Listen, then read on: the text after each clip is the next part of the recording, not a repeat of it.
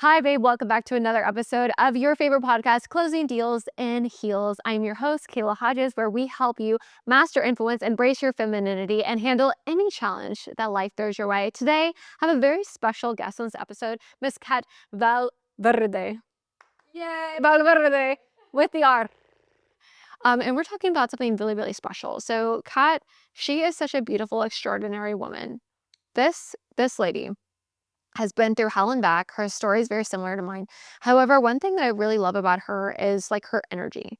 So her energy is very calm, grounded, feminine, and she's a badass, has a sales background. She's a consultant now. Like she's doing so many things. However, she's just like in flow. And I want you to be able to learn how to do this. And if you feel like you're stuck right now, or you're like in masculine energy, you're burnt out, you're exhausted, you're tired, we're going to show you so many different tools and things that you can use so that you feel good all the damn time. So let's get into this episode. Welcome back to another episode of your favorite podcast, Closing Deals in Heels. This is your weekly big sister advice on mastering influence, embracing your femininity, and handling any challenge that life throws your way. Hey, Kat. Hi. Hey. Okay, so we got to know each other just this past week, and I was like, you have to come on this podcast because you're super smart, and my experience of you is very grounded and very feminine. Oh, I love that. I love to hear that. And I was like, well, and you respond really great. So anytime I said something, you respond in like a really feminine, fun, loving way. And I really love that about you. And so we talked a little bit about your story and like kind of how you got here. Can you give us just like an insight? Like, who is Kat? Who is Kat? That's like a ta-da. So a little bit about me. Yeah. I started my journey very young. Dropped out at 16, 17, my first year in college. And I realized that life was just not for me. I started my first marketing agency and obviously just started learning. YouTube University was OG. And started working with small businesses. And it was a mission because I realized small businesses lack so much structure internally, operationally, and most of the time they didn't have a marketing budget, right? They were kind of locked up and struggling to pay payroll, and everything went towards inventory, etc. So I was just in that weird moment. What type of businesses were these? These were small businesses, so little mom and pop stores, restaurants, etc. Right? And then I realized through that process, what everybody needed was media production. They just needed to get out there aside from SEO ads. Everybody was looking to get known, to get their presence online. And I was like, okay, pause. I'm going to step back. I had met my partner at the time, and he was a videographer that had just come from Dallas. And I was like, you have the skills. I have the mindset and the strategy. Let's combine these and do something bigger. So I then shifted and we started a media production company. And we decided to go for luxury goods, right? Because small businesses, medium businesses just wasn't the look. And visually, what's the most attractive to everyone, especially in Miami? The flash, the glitz, the glamour. So went that route. We did that for 3 years, freaking killed it. At that time, I learned so much because I was, 19 years old in crazy rooms. Started learning from very elevated people at such a young age. And at that moment, I realized, just, Catherine, shut up. Like, you just have to learn how to listen, be in the room, and be invisible. Okay, let's stop right there. This is really, really good because most people don't ever talk about this. Yeah. Whenever you go into a room and you don't feel like you belong in the room, the tendency is try to do something so that you look like you belong in the room, which is the opposite of what you're talking about right now. It's trying to pretend like you belong and try to make small talk. I remember going to events where I felt so uncomfortable, where I was like in black tie events and I had girls in these events and dressed in designer talking about other women that were in fake designer at the event. And I'm like, well, shit, because I'm wearing Kohl's right now. I wonder what they're saying about me. And not to say that, somebody that is on a higher level of success would talk about that, because no one that's ever doing better than you would ever talk down on you. So there's something going on with them internally, but I didn't know that being 20, in my 20s, at the time, or I guess it's like 20, let's say about 24 in this moment. But I didn't know that. And so I would try to pretend to like blend in and talk about things that I would hear, whether it be something regarding like politics or something regarding history or something regarding like science. So I can like kind of get into the conversation and be included. And you're saying, be quiet, shut up, and try to absorb. So like, where did you come up with that? Or was it just natural for you in that moment? Because I know how to do that now, but then definitely not. It was more of a learning lesson in the moment. And the more I realized and started differentiating all these different personas that I was interacting with and really understanding who was flashy and just loud, and who was legit and was actually making millions and billions of dollars on the back end. The people who were legit, they were always very quiet, observant, and when they had something to say, the whole room shut up. And I realized you don't have to be loud to be heard. The loudest person in the room is usually the dumbest.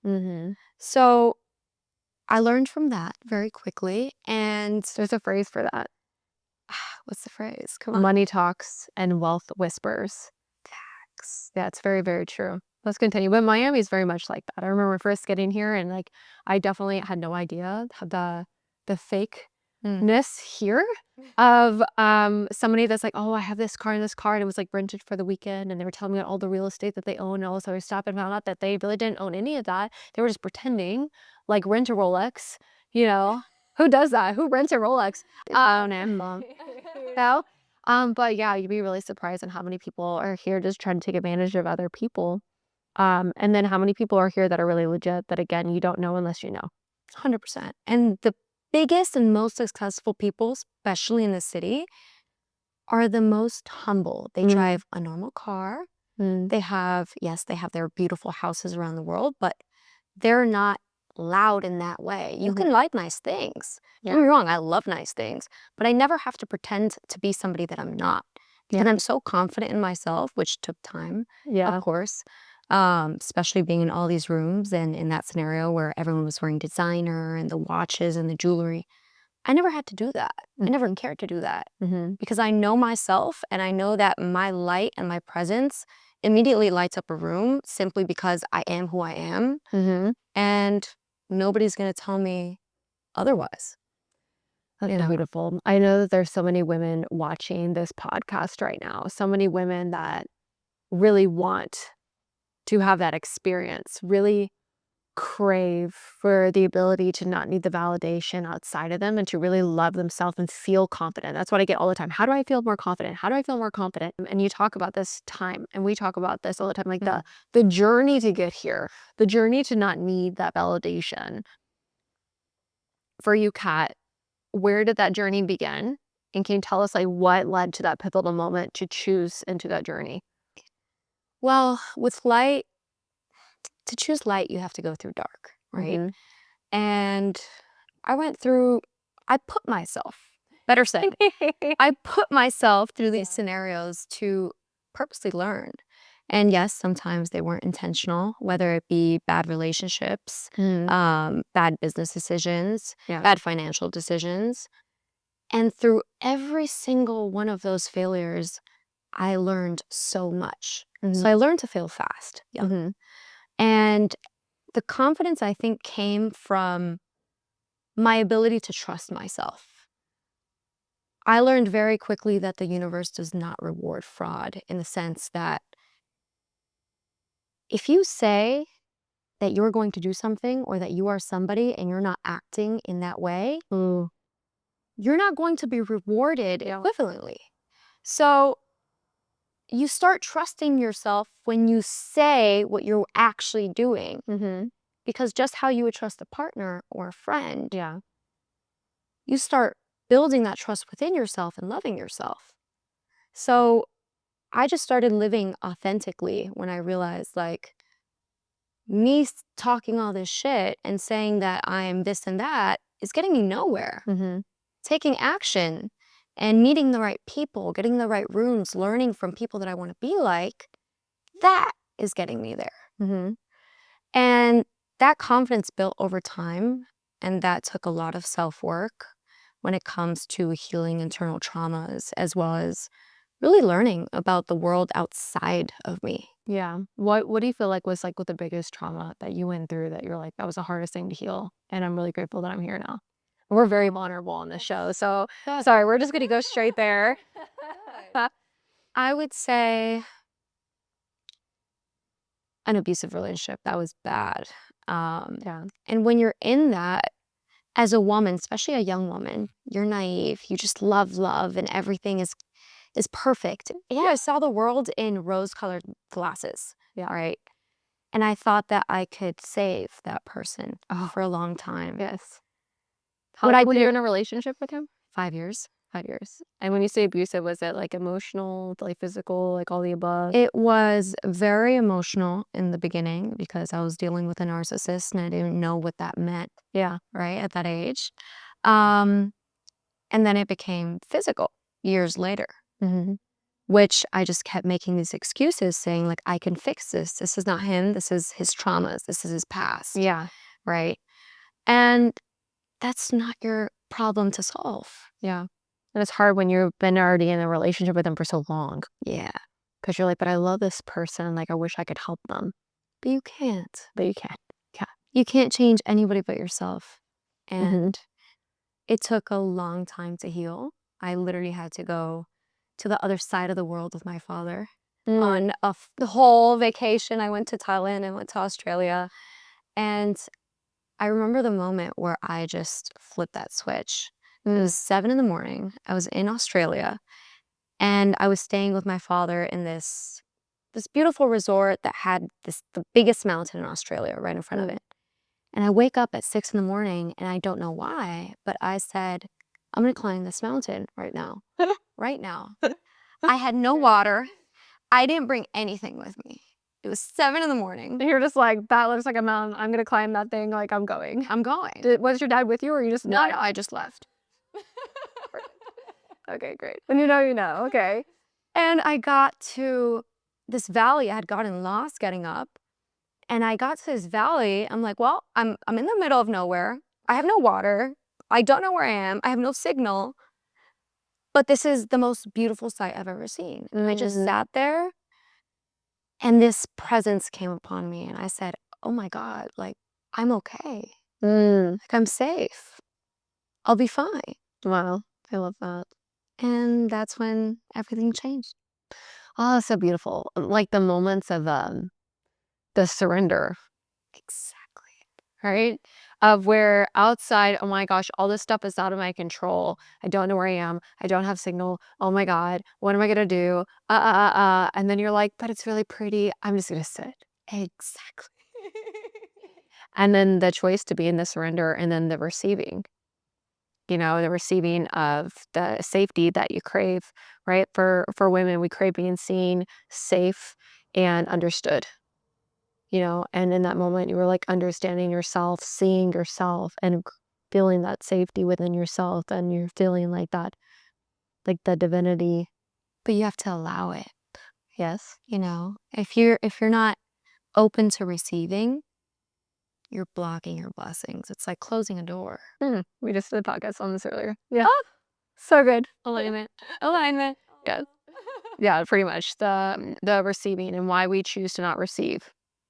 You know, and that it is a blessing, you know, and so many times we're so concerned about like, oh, but I really like this God and I really want this God. And we don't realize that there's something so much better on the other side. We would just choose to like, be like, okay, like I trust you. I trust the process. Like, let's go. And then we get this next chapter, this next beautiful thing in the life. So you're climbing down from this mountain. You feel changed. Is that when you started taking responsibility? You're like, hey, I have to fix this and this and this, or like, I just looked at myself from a third person point of view and I said, who are you right now? How do you feel? And who do you want to be and how do you want to feel? How do you get there? So I kind of created this mental roadmap for myself. okay, Of where I'm at and where do I want to go? What do I have to do to get there without depending on anybody else to help me get there? So that was just the beginning of another journey for me. Oh, beautiful. And yeah, I don't know. I don't know what else to say. Okay, so now you're here. So you have a really crazy different past, right? In terms of where you've jumped around to and like what you're creating right now. So I know that you worked for Elena Cardone, Yes. right? And you were kind of pushed into an all-boys sales team. What was it like? What was the environment going into work every day, being around that? Although it was inspiring, it was motivational. I grew up around guys, so Yeah. like the masculine energy doesn't bother me. But the day-to-day around that, it was overwhelming because you forget that you have a feminine side and then you have to appreciate and take care of that. So how was it like? Overwhelming, loud, but very motivational at the same time. I think that got me back to the discipline that I needed at the time to really say, okay, like I'm going to get up at 5 a.m. I'm getting up at 5 a.m. I'm going to the gym every day. I'm going to the gym every day. Yeah. I'm making 300 calls today. I'm not making less than 300 calls. Yeah. And I think that mental training, because within that environment, yes, they're teaching you how to strategically sell, right? Very well at a very high level. But 50% of the training is mindset because you can't convince anything of anyone if you don't convince yourself first. Correct. So that level of conviction was instilled in me at that moment. And then what were you noticing about like women? So I know you were telling me that like sometimes like some of these strategies with women, like it really wouldn't work as well. Like, can you kind of go into that? Because I talk about this all the time. And I think that we as women, we receive things differently and we want to feel seen and understood and safe. And sometimes when you go in with like this aggressive energy, we immediately pull back. Yes. Hey, beautiful, just want to take one little second of your time to interrupt this podcast. First of all, I just want to honor you for showing up for yourself. Like, thank you so much for watching and for listening. Like, you have no idea how much it means to me. If you can just take just 1 second of your time, a little favor, and please hit the subscribe button. Please leave a review, comment on this, and share it to another woman that you know. We as women get to really stand and honor each other, and we do that by lighting fires at others' hearts. Sometimes a woman just needs to know that you believe in her and that she's capable, so please send this to her. I appreciate you. Thank you for taking that out of your time and doing that for us. You have no idea how much it helps and how much it helps us bring a really amazing guest on this show and get it out to more and more people. So thank you again. I will see you back in the show. So the way that they taught us how to sell was very masculine, right? Because it's normal. Let's look around. Let's see the world for what it is. Who has the money to spend in general and who is looking for self-development? Historically, men, right? So you're automatically going to develop a sales strategy geared towards men. Nobody, aside from you, has created a strategy to sell to women, right? And every single time that one of my colleagues would try to intersect in one of my sales calls when I'm speaking to a woman selling a female course or seminar or event, it'd be completely shut down. Why? You're changing the approach and that's making them feel uncomfortable. Yeah. I already know that the way that you're going to buy based off who you are is way more of an emotional approach than a logical approach. Yes. There's a balance, but you have to know when to switch that on and off, especially when you're dealing with women. Yeah, I think it's really interesting because humans buy with emotion, right? And the brain can't make a buying decision without emotion. If I damage the emotional part of the brain, you wouldn't be able to tie your shoes. You wouldn't be able to choose to go to the bathroom, right? Everyone buys with emotion. And the thing is that with men, I think that the way some of the old school stuff works is because with men, you can challenge them to be a bigger man, better man, and buy.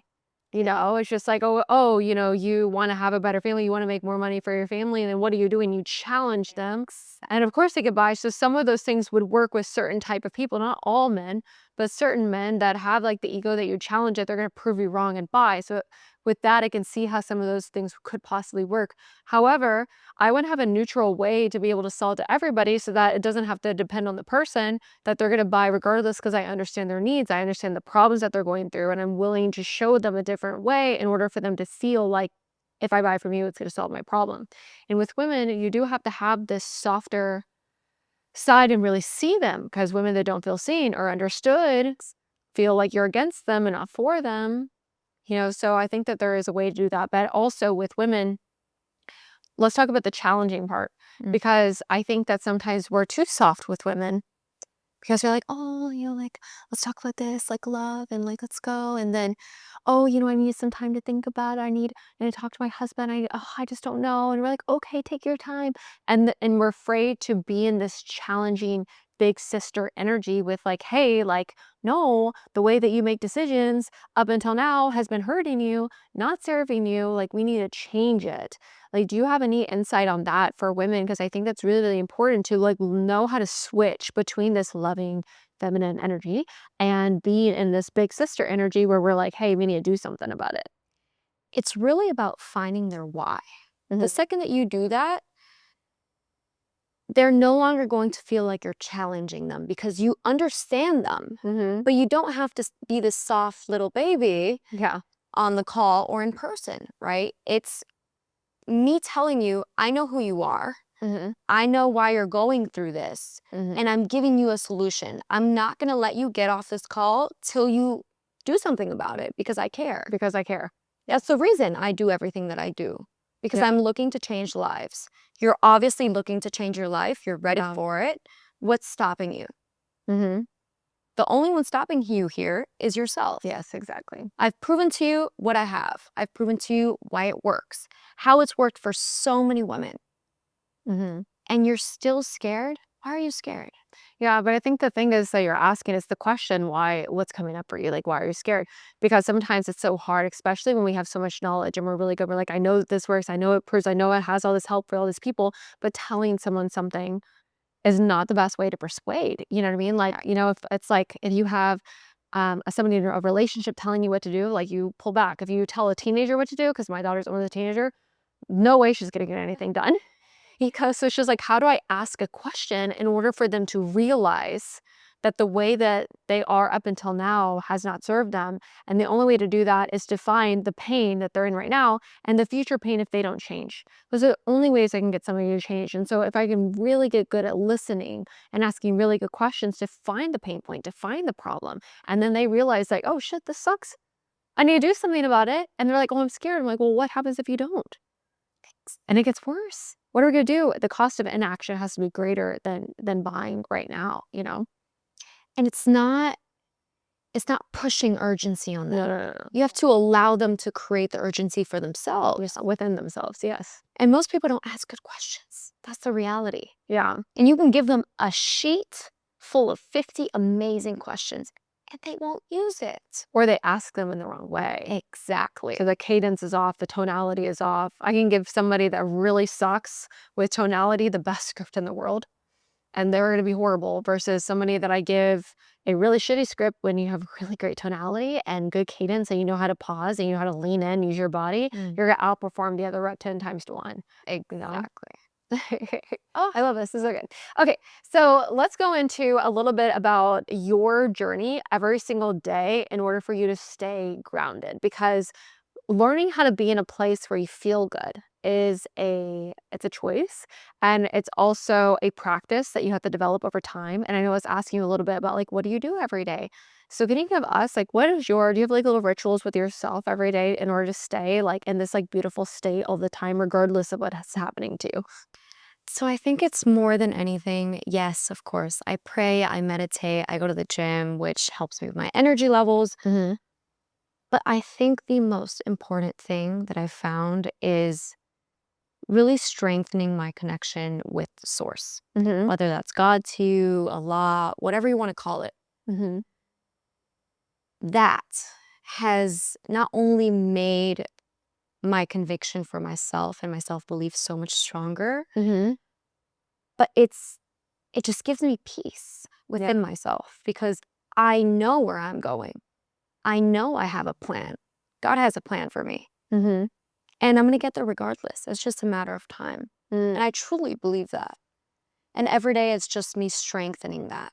Really. How do you strengthen it?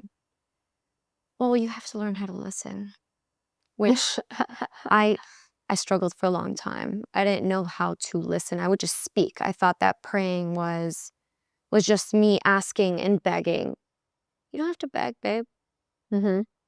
He's watching. He's seeing you. He's listening to you all day, every day. He knows what you want and what you need. You don't have to beg. You just have to be there. And you have to learn how to shut up and listen. And follow the path. Because most of the times we ask for things and we see it in front of us and we don't pick it up because it seems too hard. Right? Or we question it. Don't question your blessings. Go for it. And then you'll figure it out. You'll figure out why you were put in that scenario. Wasn't that the story where the guy's like, God, please rescue me, it's flooding? He's on the roof of his house. And then somebody comes by in a little canoe. He's like, hey, he's like, no, I'm waiting for God. And then another person comes with like a plane. He's like, hey, let me rescue you. He's like, I'm waiting for God. And then there was like one more thing. And then he dies because he drowns. So he goes to heaven. And he's like, God, why'd you come? He's like, I said you this and this and this. Like, what the heck? It's the same thing, though. It's because we're like, it doesn't match our blueprint of what our expectation should be. And your expectations get you in trouble. Exactly. Like, what if it wasn't what you thought it was? What if you could just trust in the possibility, the lovely possibility, unattached to the outcome, and ask with your intuition when it comes up? It's like, oh, is this something that's for me? Like, does this feel good? Because especially as a woman, you know whether or not something feels out of alignment or if it feels good. And then your Dr. Martini guy. Dr. John DeMartini. DeMartini. Not Martini. DeMartini. Unmartini. Non-alcoholic. So this guy, you just put me on him. So you put me on game for Dr. DeMartini. And he talks about the quantum physics. And he's talking about everything being like, there's divinity in symmetry. And he was talking about how the ancient times people were like looking up in math about how to get perfect symmetry because it was almost like the divinity and it was magical to them. And he had the theory that if God was in everything, that there has to be symmetry in everything and a mathematical equation in order to create something. And he talked about in the brain this polarity and feeling energy. And if you meet somebody, I'm really obsessed with learning. So I'm like, she put me on this like yesterday. I'm watching this whole thing.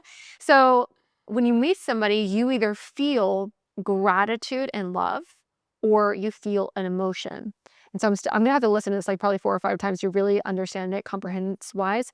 But I thought it was very interesting because he said if you are within symmetry with yourself and this person, you feel gratitude and love. If you feel asymmetry, meaning that when you look at this person, you feel more negative things about them than positive, or more positive things about them than negative, then you feel this emotion. And the only way to get out of it and to be open in your heart and being back in gratitude and love is to find more positive things to balance out the negative, or more negative to balance out the positive. And I find it so interesting. This is very, very incredible. And so when it comes to yourself, this was my theory. This is the one I came up with from that. If you are in positive or negative emotions about yourself, and how that could lead you to symmetry or asymmetry within yourself, and how to fix it so that you can be in gratitude and love with yourself. I don't know if it talks about that in the training yet, but this is my theory that I'm coming up with. Beautiful. So within yourself, it sounds like you're in a place of gratitude and love, which means that you're balancing out and we're appreciating the bad or the not developed yet, as well as appreciating the good, not in a fantasy land of like, oh, I'm so great, because then you stop developing yourself. So what would you say in terms of like the shut up and listen? Because when I first started doing this and I shut up and listened, my brain was going a million miles an hour. And I have a couple of tools that I can use to get myself not to do that. But I'm just curious as to like a tool that you might have if your brain's going crazy and you're trying to shut up and listen. When we met, you had asked me, in what ways do you meditate? How do you meditate? Okay. You remember my response, right? Yes. Aside from just sitting in silence, my second way of meditating is focusing on one thing at a time, one question that I'm looking to solve or something that I'm really focused on that I have not yet found the response for. And leading that question and having a conversation with yourself internally till you find the answer. Don't get up. You can sit there for 2 hours, but you're going to finish the conversation. And just how I bring myself back to that singular thought with myself when I'm listening and I want to be fully present when somebody's speaking that I know has value to give, I eliminate all other thoughts and focus on what that person is saying. I don't have to, at the same time, try to acknowledge and understand what they're saying or take my own perspective of it or think about what I'm going to say after that person finishes, which is how most conversations go, unfortunately. Yeah. But I actually practice how to be fully present in that scenario, in that conversation, and fully take it in, which is actually very hard to do. Yes, it is. Especially when you're very smart and intelligent and your mind is racing all the time. You have to practice that. So I think that is the way that I've learned how to shut up and listen. One thing that I did before, even like on sales calls, sometimes I would get on a sales call and I'd be like, shit, I have to close this. Money's due, whatever is happening, I have to close this no matter what. And I would get on a call with somebody and I feel that anxiety of like having to perform or what to say next in order to make sure that this person buys. And one thing that helped me get out of that and be present was humanizing them. So I would look at them and I would try to really make eye contact with their eyes, like through Zoom. And I'm like, man, this person probably has been through like some heartbreak in their life. Or this person has lost somebody, or they've had like nights that they've cried their eyes out, or they probably experienced like radical amounts of love. And once I did that and try to like find like these fake moments that I don't even know exist, it allowed me to remove the noise about me and focus on them because my ego isn't there anymore and allowed me to be in a place of service. And I think that's the same thing with other conversations as well about like really trying to be not about yourself, which is hard. It's very hard because sometimes, which is very hard, so I think that that's really beautiful. What would you say for yourself? Because right now, like, explain to everyone what you're doing right now. So right now you're doing consulting, for companies, and from what I understand, you're coming in and you're trying to see like what this person needs, what this company needs, and you either help it or you delegate it to somebody else and really try to help them with that. Like, can you explain a little bit what you're doing? So obviously after this journey, going through a million different industries, really learning from top-notch leaders, I've realized I had so much value to give. And my whole life, all I've wanted to do is help other people in need with the knowledge and value that I have to give. And I realized I've been in so many professional settings, so many different industries, that I know how to navigate them so well, right? I realized that was my strength aside from communication. And since I've been in marketing, sales, media production, operations, I've learned and figured out how to really build a company, how to really structure it out, how to train a team. I realized, why am I not already doing that? Right? I've had so many past clients and people that I know and love ask me for help, which I'll always happily do. But now I realized consulting is the way to go. And everybody right now needs it. The world is shifting exponentially with emerging technology and politics and everything that's going on. And nobody really knows how to navigate this moment, right? So aside from really helping companies build, restructure, and scale through implementation across all of these aspects, I also help them integrate these elevated technologies to really streamline everything, which most people, number one, don't understand. And two, We're don't talking about like AI and stuff. Yeah. I mean, look around. Right now, there are so many AI agencies coming out with people who have watched 3 YouTube videos and are charging $20,000 for. Yeah. Yikes. You're going to get screwed over. Yes. So me really educating my clients and my audience as to how these things actually work and how to actually apply it to your day-to-day and how to differentiate a fraud versus an expert is huge because it's going to affect everyone. No matter if you're a multi-million-dollar company right now, if your competition gets their hands on this technology before you do, Yeah, you're going to be washed out. you're washed out. So I think it's very important. And you can't really instill these technologies if you don't have the foundation of your company set and structured. So your operations, like really training your team on how they should do things. Yeah. And that's what I do. No, I love it. And if I can't do something that my client needs, I gear them towards somebody that can and that has proven to me that they do it very well. So, yeah. What would you give like as advice to like your younger self? Your younger self that, dropped out of high school at 16. You know what I mean? Ones that, you took on so much for your family and trying to figure everything out and taking the world on your shoulders and trying to make something of yourself and like all the different obstacles that you've been through and the being there for so many other people and not knowing how to be there for yourself, switching, being there for you. What would you tell like her that would have helped you, know that you're going to be okay and that would have helped you get here even quicker? Number one, it's about who you know and differentiating the fraudulent from the real. And two, be graceful with yourself. I was very hard on myself throughout many parts of my journey, simply because I always felt like I had no choice. You have to be successful. You have to do it. You have to win that contract or you won't eat. You have to do that or you can't pay rent. And it was always this need versus a flow.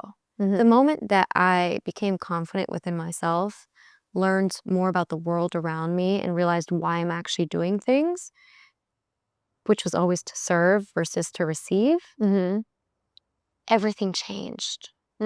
So just realize why you're doing it.